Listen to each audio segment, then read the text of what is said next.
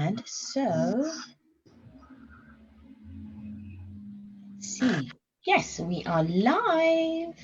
I'm just going to check that I can see it on the page itself. Yeah, there it is. 3 incredible ladies.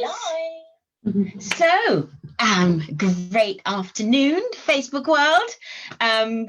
Really excited for us to have this conversation. I've been dying to do this, and I was just sharing with these 2 wonderful ladies that divine timing happened and took my time from somewhere else and put it here, and I was like, yay, I'm going to do this with it.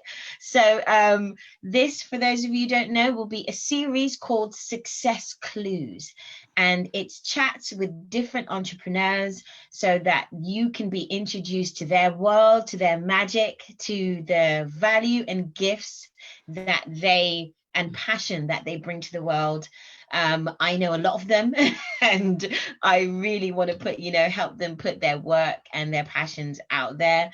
And I really want to expose the different levels and the different meanings of the word success, so it's not defined in one way or any way. It's really about the experience of the entrepreneur and what they want to bring to the world and what success looks like for them. So we're not stuck in this little concept of what success is. So my first guests for our first series of Success Clues are 2 entrepreneurs, one that I've literally just met right now and one that I met when we first got into this lockdown situation. I know that they're both passionate about what they do. They're both passionate about well-being, about health, and about, showing you and inspiring you, guiding you to live your best life on your terms. So I'm going to introduce you to, and they're going to tell you all about the vehicle that they've produced to do all those things and give all that value that they want to bring to the world. So we're going to introduce Sharisse and Rhiannon. Hi, ladies. Hi. Hi, how are you doing? Oh, fantastic.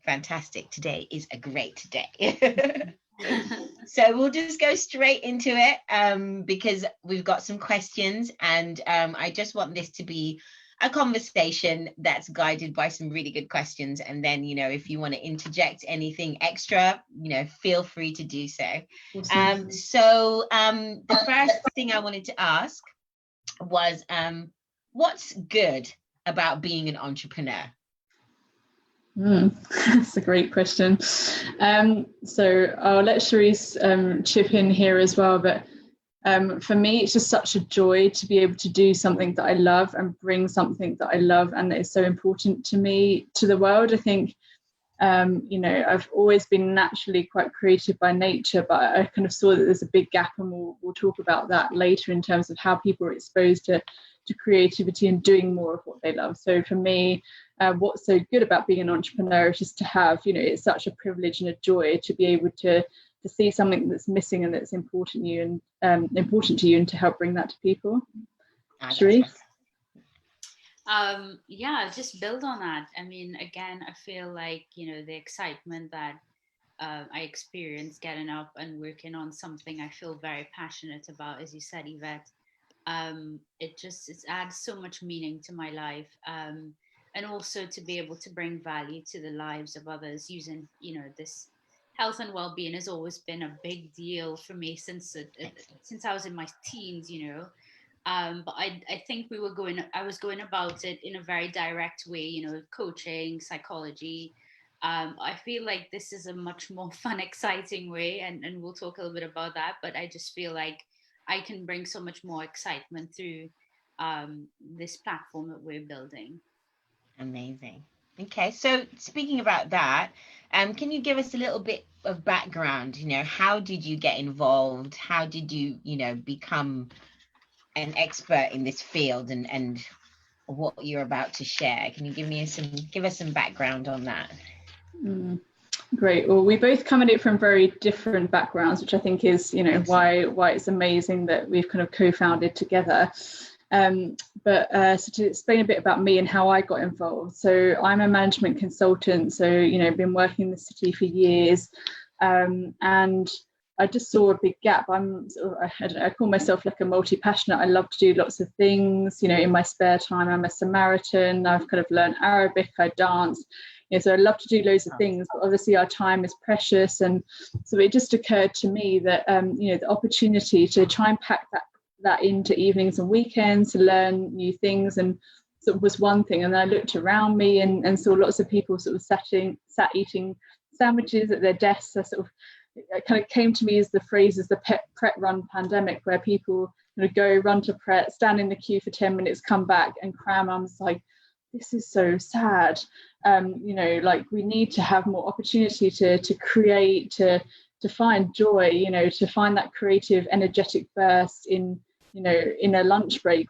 So why isn't that there? So that's kind of where my idea for Power Hour came about. You know, and I've been involved with Scape City, who are a great accelerator program, and so really kind of fleshing out that idea that, you know, our lunch break is a really prime opportunity that most of us really undervalue or aren't using and anymore, and that's such a shame. So that's where the idea of Power Hour sort of started to come about, of being this kind of really creative, passionate burst of opportunity for people to reclaim their lunch break and do something that they love. And then that's where I had the fortune to meet Sharisse, who has a completely different but amazing background to me. And then we joined forces. So she can tell you a bit more about her background and her expertise. Yeah, yes, please. Yeah. So I think with me, it's more along the lines of entrepreneurship. I feel very passionate about people being able to have the flexibility to manage the way they make money and the way they bring value to this world and live their purpose. And this is double fold for us on the platform, because we're doing that for creatives to have an opportunity to market themselves, but we're also using the creativity and well-being workshops to encourage more and more corporates to sort of develop a more purposeful life, or to find their to find joy within their daily lives, you know. So I feel like this opportunity to bring that to the table, I think is what makes this opportunity a good one. You know, it's quite outstanding for me to use my expertise in a different way. Excellent. So I think for me as an entrepreneur, it's definitely the biggest learning curve in my entire life. So my next question is about the top 3 things, if you had to pick them, that you've learned. So they can be either things you've learned or skills that you've had to develop starting out on your own, or in this point, starting out together. I would start with my journey of being a very shy person. So when I was very intrigued by entrepreneurship, I became a consultant for the NHS back in 2013. And I mean, I would have to literally get contracts online. It was highly competitive as a psychologist trying to find contracts across London. And I would want to go for the best NHS practices. So I'd go for like South London and Maudsley, Camden and Islington. And you know, I was successful at interviews and stuff, but there was something about that experience that made me want to go more into entrepreneurship. And initially I thought private practice was the way to go, but I felt that I needed to network, and I was very shy. So networking was one of the first things I had to learn, you know, how to meet people, and doing that virtually is something that I felt I needed to work on. And I'm happy to say that that's one of the skills I've developed, networking both online and in person. The second thing I would say would be discipline. You know, so really like sticking to your daily routine and knowing that you have all these things to handle, and kind of making sure that you have that balance as well. So those 3 things I think would be the top skills I learned on my journey. Amazing. Cool. And so I think I'm, you know, coming from it from a slightly different path to Sharisse, and so, you know, for me it's kind of the very corporate world into entrepreneurship, and you know, partly I'm trying to blend the two together to make our offering accessible to people. But things that I've learned. I'm a very recent kind of joiner to the entrepreneur world, and for me a lot of it is about beliefs and mindset, I think. So I think, sort of as thinking earlier about what my top 3 were, and I think the first has to be do what you believe in and what you love. I think if you want to transmit that passion and joy and your product to others, it has to be something that you're super passionate about, and you want to use, and you think you have the conversation with others about to know that they want to use it as well. So I think focusing on a business that's something you believe in and what you love is critical, because otherwise it's not going to be authentic. You're going to burn out, because you do have to invest a lot of time and effort in your business, particularly to get it started. So I think the more passion and joy you have about what you do, the better. So that's kind of my number 1. I think not being afraid to try is the other one. Is just kind of get out there and do it. We sort of adjust, we try things, we adapt, we fix them. So just if you don't do it, someone else will. So just kind of get on with it. And I think lockdown has been a really kind of great experiment for us, really, in terms of sort of launching in lockdowns, or seeing kind of what works, seeing actually the whole way that people work change. So having to pivot, respond to that. So just try things out and test it.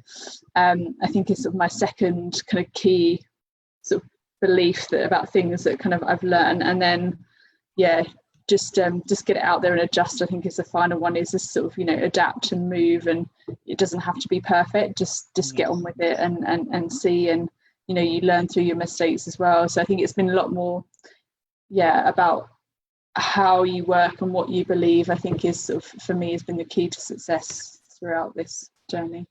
Yeah, definitely. I definitely agree with all of that. Because I think the passion becomes your fuel, doesn't it? 100%. Excellent.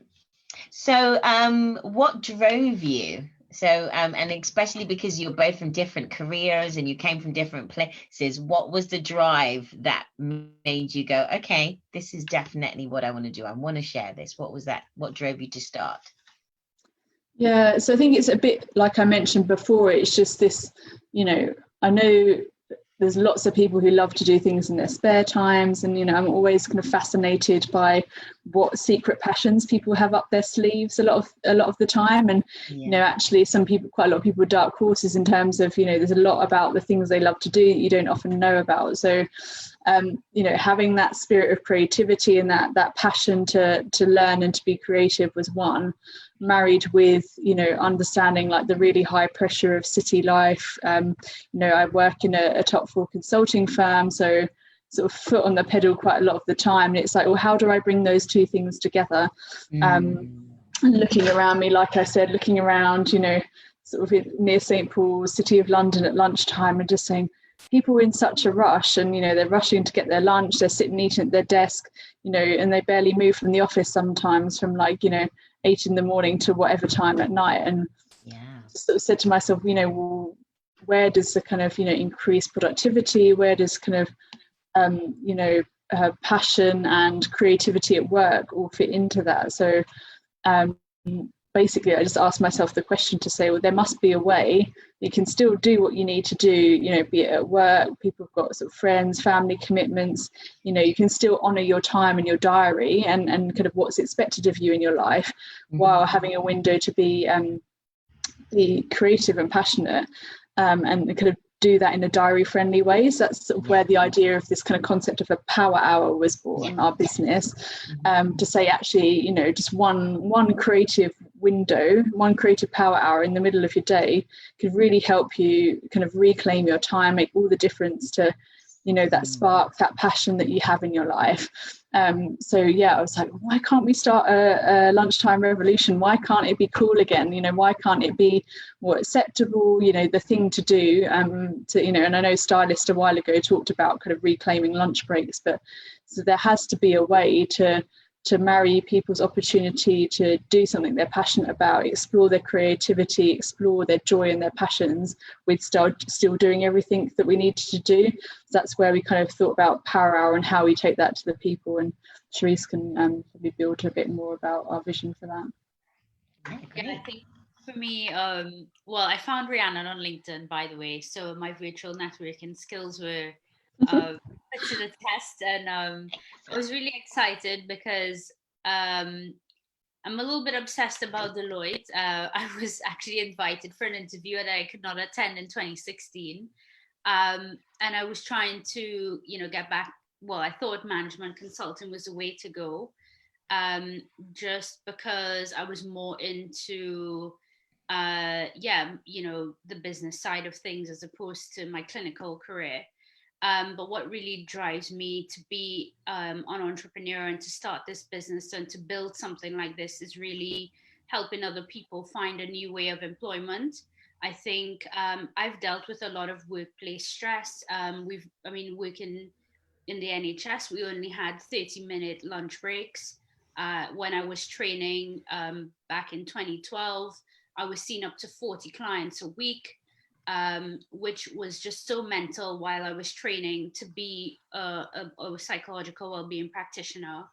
And I mean, things were just so horrible. I just thought to myself, like, I don't want to continue working for people all my life, right? So, and I always had that in my head. I come from a family with entrepreneurs, but I'm the first to actually, live out my grandfather's legacy and kind of start my own thing. So for me, this is it's a real dream to give people this opportunity to start their own, business and their own career online as well. So I think that's what really intrigued me to join Rhiannon, and of course, to help people with workplace stress.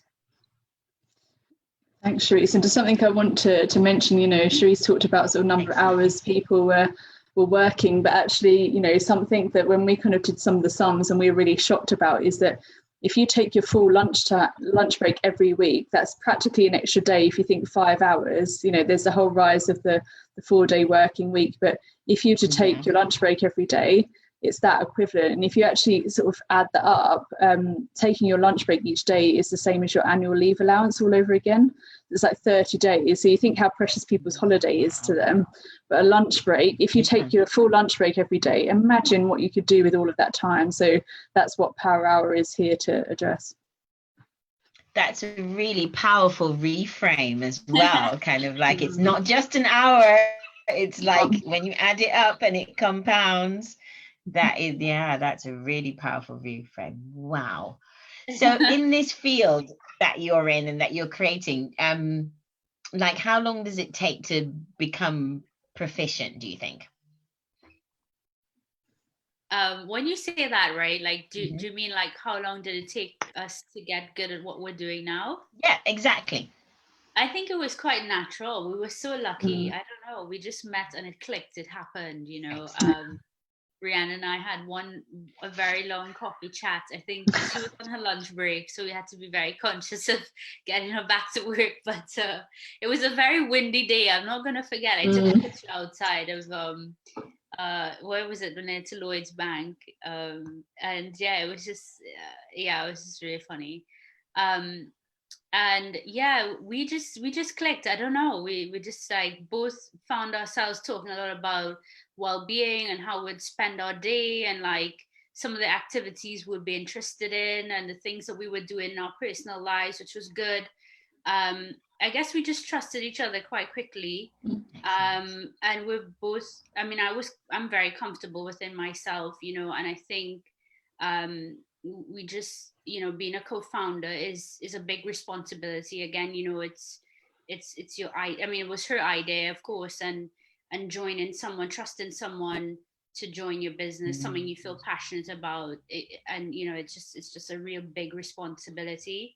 I've had like business advisors and business mentors who've been working with me over the last year, actually, because I'm really on it in terms of entrepreneurship. A lot of it has to do with your personal well-being and how you create that balance and how much you believe in yourself to be able to do this sort of thing. Yeah, I think it's an interesting question, proficient as well, because I think for me, it's just about, it's like what I said before, it's about just doing what you believe in and don't being afraid to try, just get on with it. We're learning every day as we go along. And I think if you're an entrepreneur and you're not learning something every day, you're doing something wrong. But, I think, we every day we learn, every day we kind of think, oh, how can we make this better? And how could that, work faster? And I think, Sharisse has spent a lot more time in sort of the entrepreneur world than me, which is fantastic, but we just figure out things as we go. And I think the main energy that drives us is we're so passionate about what we do. We really believe about sort of giving people this opportunity to reclaim their day, and that's what drives us. And so I think if you're passionate and you're prepared to learn, you become proficient quickly, and you just adjust, adapt and move forward. So I think, will we ever be complete masters of what we're doing? Hopefully at some point, but we're just bringing what we love to people in a really creative and accessible way. So that's great for us at the moment, is what I'd say. That's excellent. So in terms of becoming an entrepreneur, how much experience do you think a person needs to have, and is it a need? Kind of what would your advice be if you had to? I think I'm going to build on what like Rhiannon was saying before. I mean, this is continuous development, continuous improvement. Mm-hmm.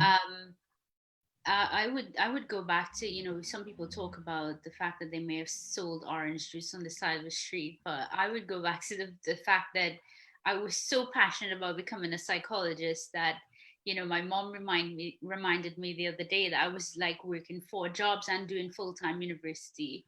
And, to get into the field of clinical psychology, you have to learn from others. So you definitely, it's not about making money. So you work for much less than for a long time before you get that big break, And I got into entrepreneurship. I learned how to massage, and I started my own massage business, and I was just there, just making money wherever I could.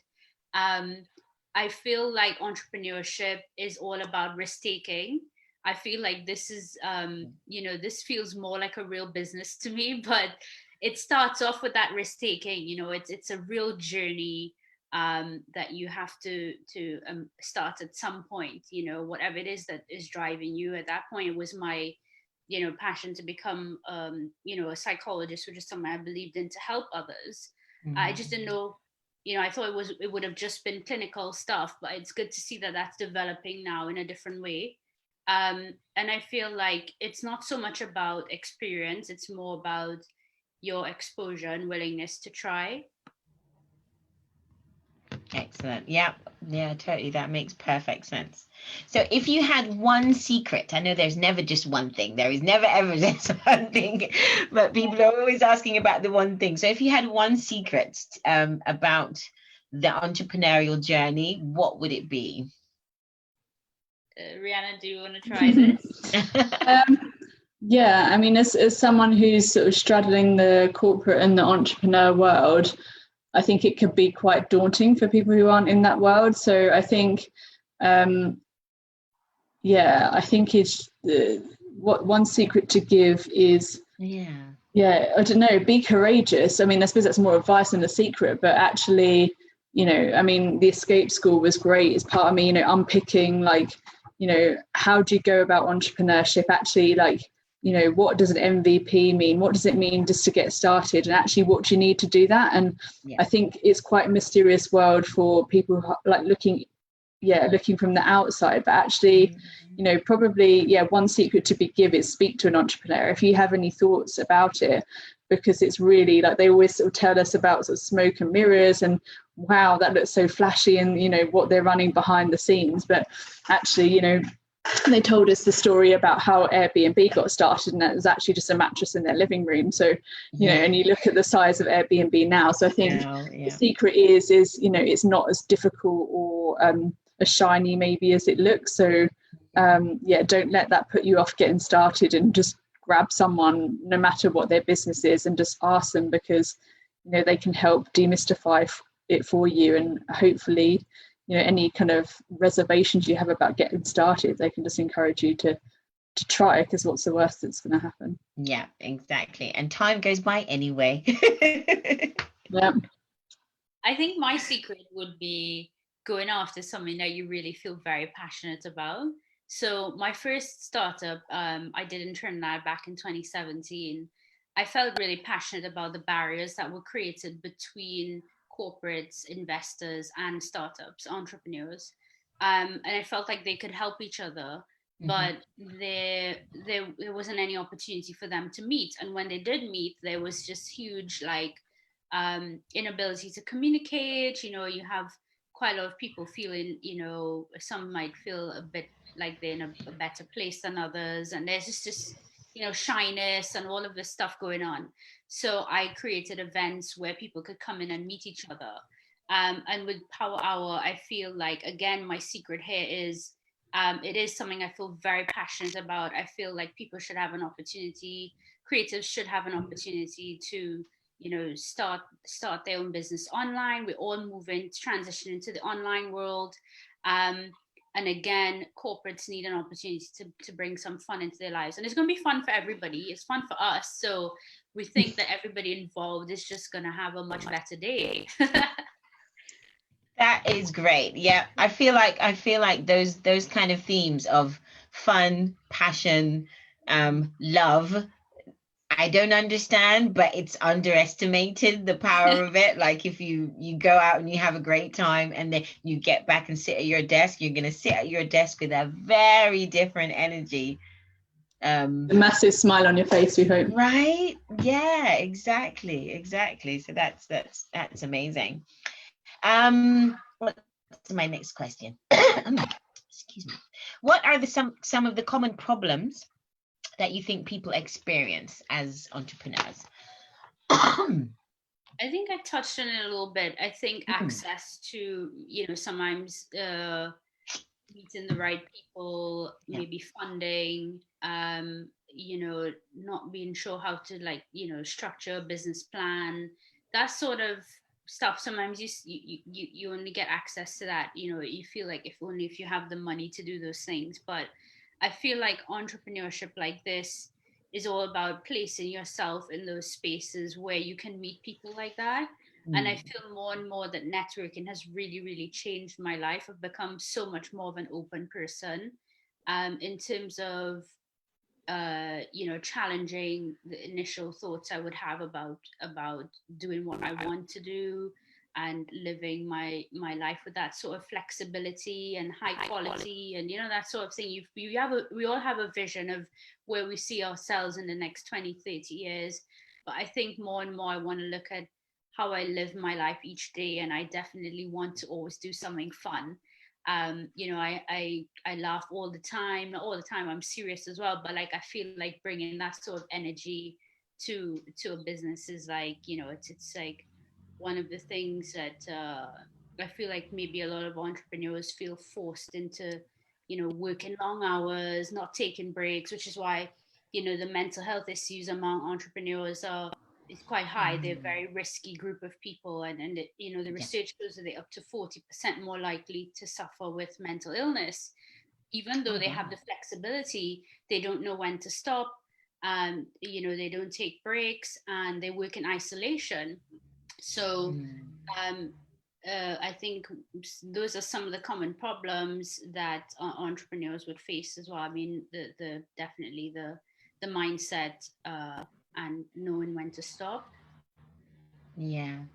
I think sometimes they what I've seen often as well is that to take ourselves too seriously at times, and maybe introduce a bit more of your own personality into it, kind of, especially when Rhiannon was talking about the smoke and mirrors. I think part of that, and how from the outside looking in, it's like, becoming an entrepreneur, and so they kind of feed that, this is really serious business. Like, it can be fun too, especially if you're doing stuff that you love. So I like that element of it. So tell us about the future of Power Hour. Future is bright and exciting, I think, is all I have to say. We're just overjoyed about what we're working on at the moment. So I think, as we mentioned, this is our launch at the moment. It's our launch month. We got sort of various newsletters, brochures, sort of all our events are kind of being published now. So we're working a lot on the marketing at the moment.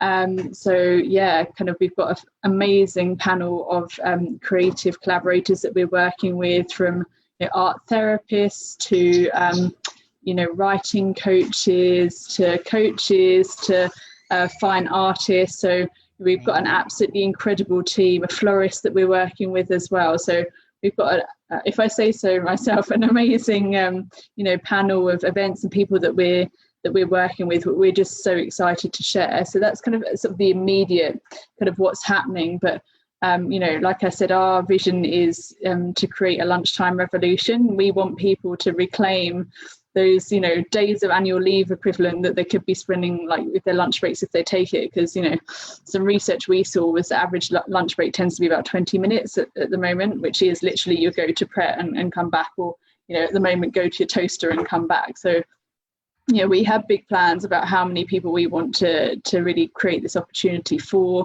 both on a kind of a personal basis where people can sign up for online power hours during their lunch break. And something important to stress is they're usually 40 to 50 minutes. So we're really mindful of how much time we take for people, what's accessible with their personal work diaries. So that's that really, but really making that a real kind of broad offering with multiple events per lunchtime eventually is our goal. We plan to build strong relationships with corporates that we're working on at the moment. So the whole idea is it has to be diary friendly and it has to be accessible. So COVID pending, sort of if when people are back to work, we want to run events actually in offices. So there's not really any excuse. It's in your lunch break, it's on your doorstep, go have some fun basically. So really scaling our platform, scaling our corporate relationships. We were talking, I think, yesterday and joking, saying, we want to revolutionize the city with one desk at a time in terms of stopping people from sitting at those desks and getting out. So that's our vision, to bring lots of joy, lots of fun and lots of creativity to as many people and as many companies as possible. That sounds amazing. Sharisse, anything you'd like to add about our vision? When is your launch? Now. So our launch is the last week in June. So we're starting on June 26th with our first workshop at 12 at lunch hour. And then on Sunday we have our vision board workshop with the co-founders, with both Rhiannon and I. Who knows, maybe we might have some champagne and celebrate, but we just want to make it more of like a real launch party on the Sunday, and have friends and stuff sign in. We definitely also want to take the opportunity to support our key workers that have been helping us through the COVID-19, and any stressed friends that you have, like to encourage people to bring them along. Because we see this opportunity as launching lockdown for people to really de-stress and have a good time, and to envision what their life can be post pandemic, but the whole range of events that we have coming up in July, we're just so excited. Like, I didn't think it would happen so quickly. I know we had the serious chat one day, and then all of a sudden everything just switched. We were just on it, for hours and hours. We're just like the back and forth, like, have you done this? What's our to-do list? What should I do? And we're both I think we're so lucky that we're both very much into helping the business grow quickly and willing to learn. So we do have advisors as well, and friends and family that support us on this mission and that are very excited for us as well. So I think in terms of us launching for July, we're really excited. We already have like 12 courses up and running, and willing to grow and grow from there. Yeah. And I just wanted to add a little bit to what Sharisse said in terms of the sort of the giving back to our community, because that's sort of key, I think, as part of our vision as well. We actually want to offer a ticket free to a stressed key worker or a stressed friend. So every person that buys a ticket, for our launch week, which we've got quite a few events running in that week, we want to offer the people opportunity to almost gift a class that we'll donate if they know someone who's stressed, who's or thinks would really benefit from that session. Just because we know that it's been a really tough time for people, and it's not just about bringing joy, it's about bringing some peace and relief to people as well. So just wanted to add that for anyone. That's lovely, because they get the opportunity to pay it forward as well. Yes, exactly. That's amazing. So where can people find you? Where on social media, online, where can you be found? We're everywhere. Excellent. I'm building online presence like crazy. So we are posting a lot on Instagram, on Facebook, LinkedIn. We haven't really started yet, but we will get there. And we're also doing a lot in person, through our contacts. I think Rhiannon, being in that world already, the corporate world, can support us there. But asking friends and family to kind of share stuff as well is quite good. And then the opportunity to these sorts of talks and stuff, that's where we plan to be. I mean, the revolution is going to start online because everyone's glued to their computers at the moment. And looking for something fun to do. So we definitely we also have an amazing website that we've been working on.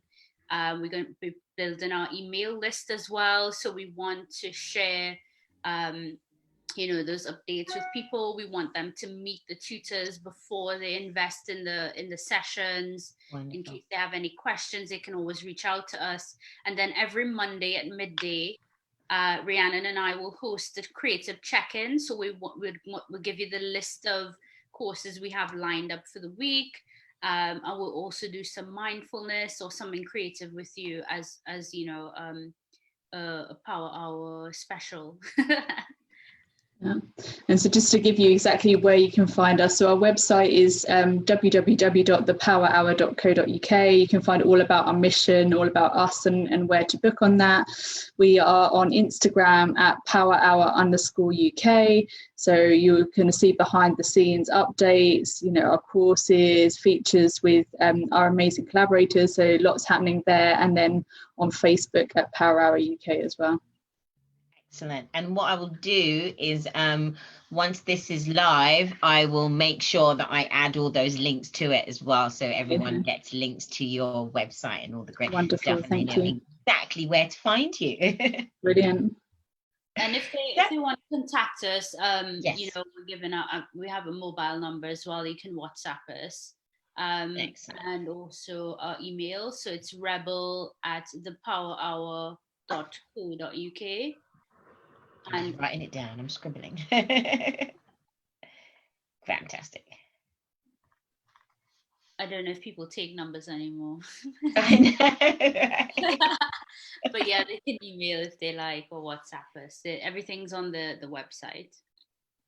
Fantastic. So that was the end of our chat. Wonderful. Oh, thank you so much, Yvette, for having us. It's been such a brilliant opportunity and really lovely to meet you and our virtual friends as well. Excellent. Yes. Thank you. Thank you so much for being here, ladies. Thank you for sharing what you're up to. I absolutely love it. And I look forward to your revolution. And I look forward to going to St. Paul's and seeing nobody at Pret because they're too busy having fun at work. Love it. Sorry, Pret. They can survive. They'll do just fine. We'll come get food after work. Exactly. Excellent. So I'm just awesome. End the live. Where do I do that? There, I believe. So thank you all for being here, and also I'll make sure you have all the links so you can contact and find out everything about Rhiannon and Sharisse and Power Hour and what they're up to. Stay tuned, because every single week I will have another amazing entrepreneur or entrepreneurs that will speak to about their success clues and their journeys, and just put it out there and share the great things that people are out there doing in the world. So thank you so much. Enjoy.